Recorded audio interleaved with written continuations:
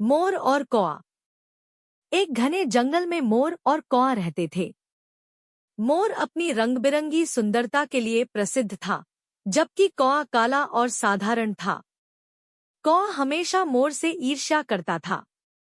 वह सोचता, मोर कितना सुंदर है, मैं इतना काला और साधारण क्यों हूँ। कौए की ईर्ष्या। एक दिन कौए ने मोर से कहा, मित्र, तुम तो बहुत सुंदर हो, लेकिन तुम्हारी एक बहुत बड़ी कमजोरी है। मोर, कौन सी कमजोरी?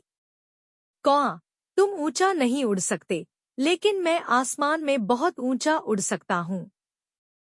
मोर मुस्कुराया और शांति से बोला, भाई, प्रकृति ने सभी को अलग अलग गुण दिए हैं। तुम आकाश में ऊंचा उड़ सकते हो, और मुझे धरती पर सुंदरता और नृत्य की कला मिली है।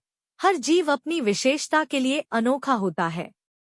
कौए को अपनी गलती का एहसास हुआ और उसने ईर्ष्या करना छोड़ दिया। उसने समझ लिया कि हर किसी में कुछ न कुछ खास होता है।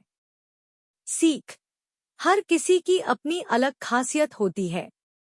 संतोष और खुशी ही असली सुख है।